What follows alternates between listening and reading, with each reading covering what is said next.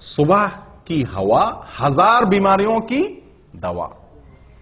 সকাল বেলার হাওয়া এটা হাজার হাজার রোগের ঔষধ। একজন মানুষ যদি ফজরের নামাজের সময় উঠে, ফজরের নামাজের সময় মসজিদে আসে পায়ে হেঁটে, তাহলে সকালে হাওয়া তার গায়ে লাগবে কি লাগবে না? যে ঘুমা রয়েছে 7টা-8টা বাজে উঠছে, তার তো এই নসিব হয় নাই।